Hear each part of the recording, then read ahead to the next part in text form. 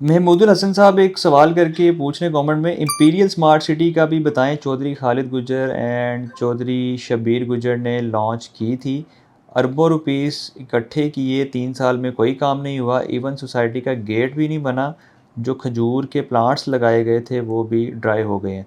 अच्छा जी, ये तो जो उन्होंने सारी उसकी हिस्ट्री बताई है, पॉसिबल है ऐसे ही हो जैसा वो बता रहे हैं, लेकिन अभी की जो अपडेट है, लेटेस्ट न्यूज़ है, वो ये है कि इसको अलकबीर डेवलपर्स ने ख़रीद लिया। उन्होंने इसको ऑन कर लिया, इंपीरियल स्मार्ट सिटी को।